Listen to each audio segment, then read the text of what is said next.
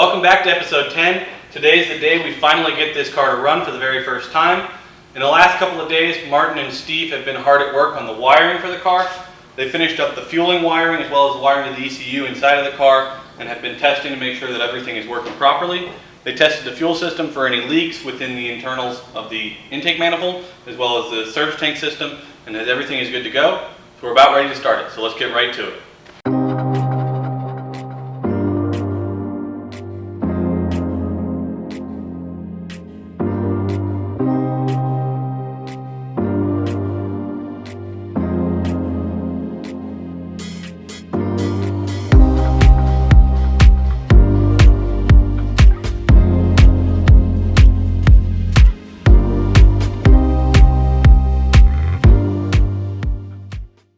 Challenging things about this build is the water system and how engine and the radiator and how it's configured.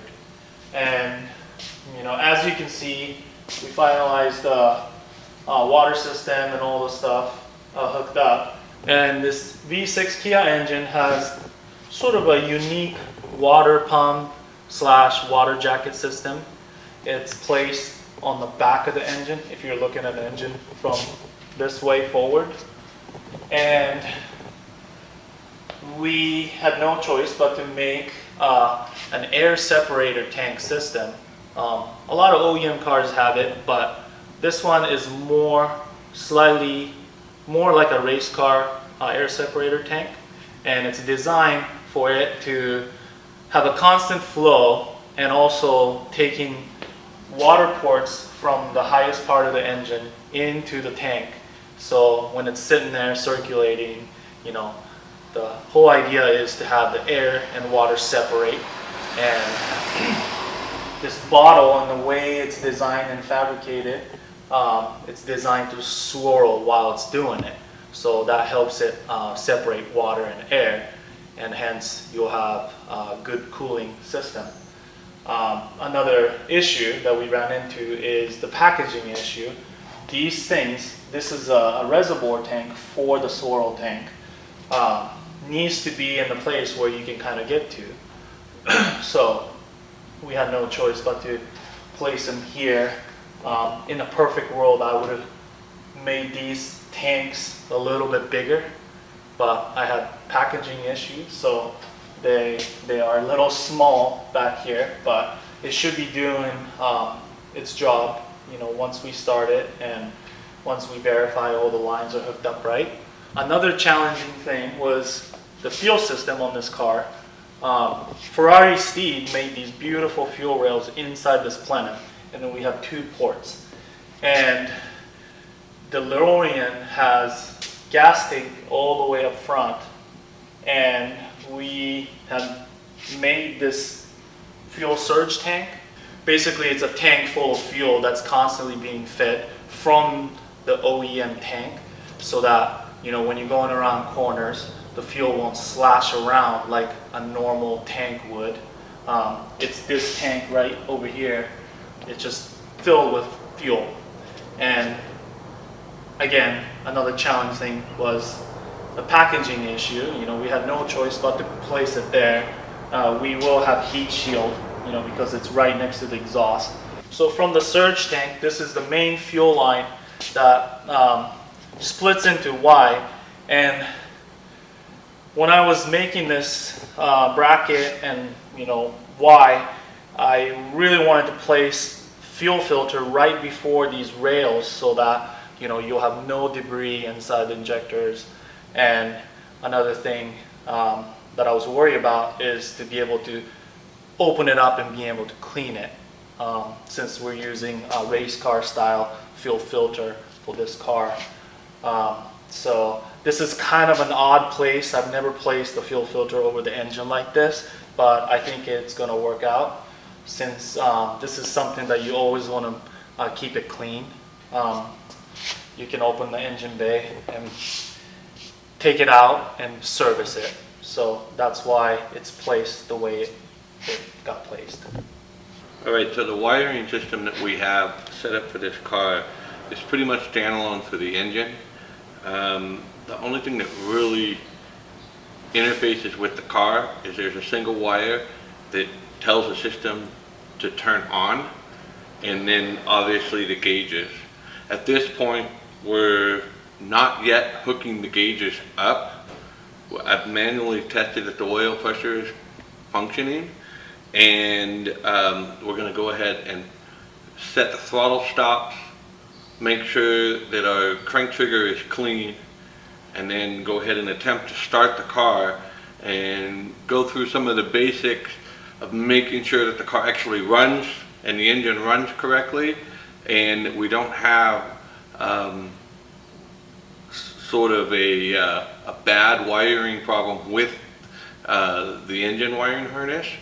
And once we've kind of sorted that, then we'll continue reassembling the rear of the car and go ahead and start to set the wiring up for the gauges and kind of get the air conditioning system and all the rest of the other systems of the car that aren't the engine set up so that they work correctly. So first, I've already set up all of our basic general engine settings. We're now going to set the throttle stop. Then we'll have a look at our crank trigger and make sure that it's clean and what we expect. And then we'll give it a shot and see if it runs.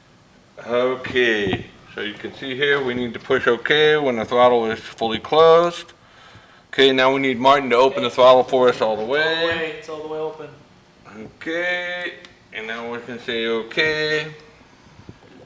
And there, that updates our throttle. Okay, let it go. Okay, so our throttle now is at 0.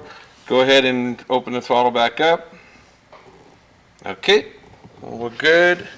All right, so now what we'll do is we'll go ahead and have a look at our oscilloscope for our crankshaft position sensor.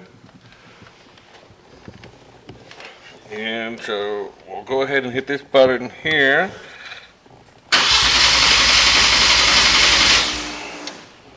And as you can see, that actually came out pretty clean.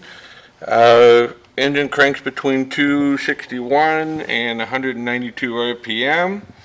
And this is our cam position here and here.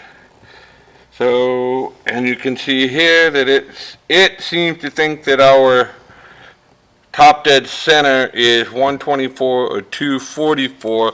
I think it's actually more close to about 262 based on when we timed the engine. I actually wrote down the number of teeth on the actual trigger wheel to the sensor. So we're going to start out with 262, and if you want to set up back there, I'll go ahead and see if we can get it to run. That gauge right there, you'll be able to see if our fuel pumps actually activate.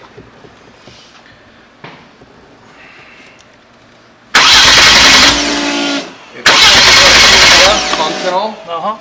Fuel pump is in fact working. Okay.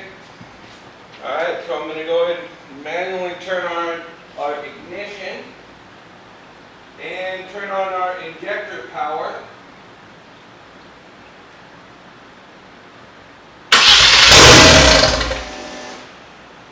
Alright, we'll give that another try. Okay.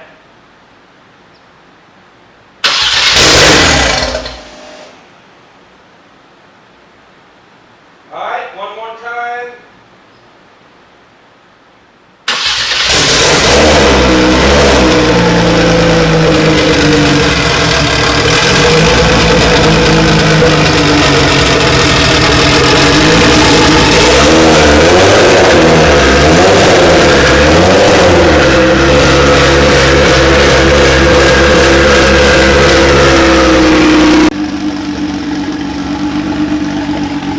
There's no leaks.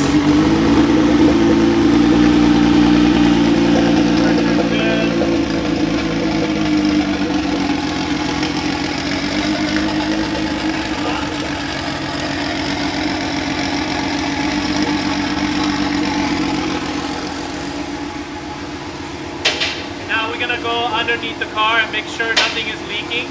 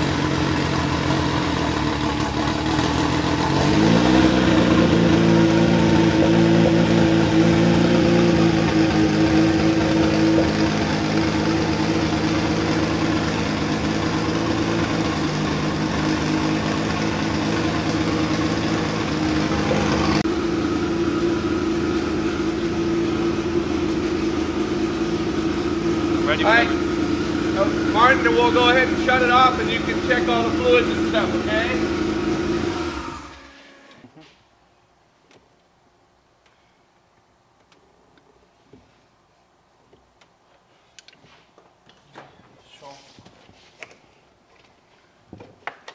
And then after this, I'm gonna check oil. I want to check for any leaks.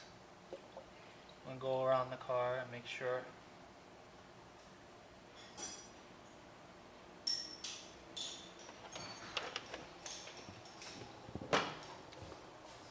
So this water system is working, the swirl tank, and it's doing its job. And now we just filled it all the way up to the top. So hopefully there won't be any air in the system.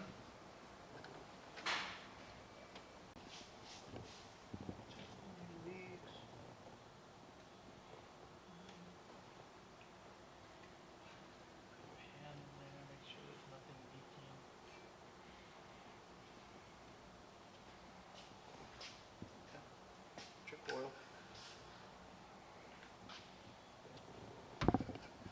And this is kind of our break-in oil, so we'll be changing the oil after a couple more sessions. Hot water, oil's clean. It's a little low. I might add a little half a quart or so. But doesn't smell any funky.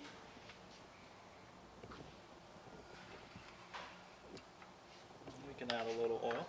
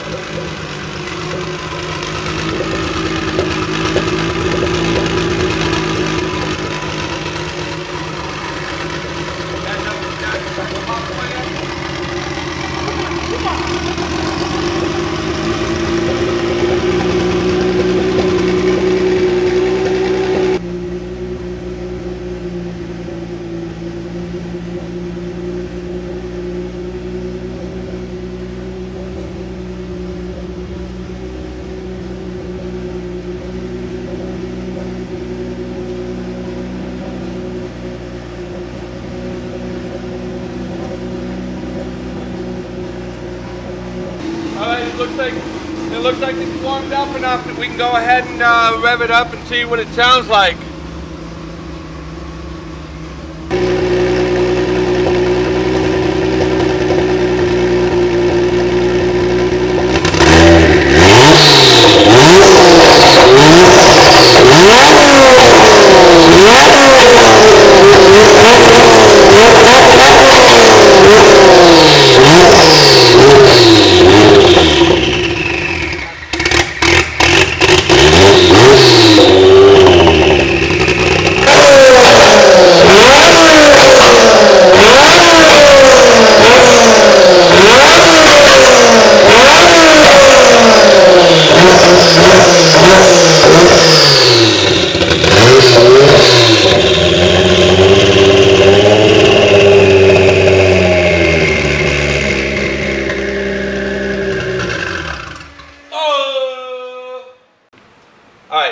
obviously we have some tuning left to do and a few bugs to sort out, but our base map from the last Kia engine like this that we set up seems to work pretty good. So we have a few things that we got to adjust and change, and we'll finish putting the car back together. So the car finally ran. We're really stoked that everything was working good so far. We still have some issues to iron out. We've got to finish some of the wiring up in the front of the car. Martin's got to reassemble the back as well as do some work on the front suspension before we can finally drive the car. So we'll see you guys in the next one.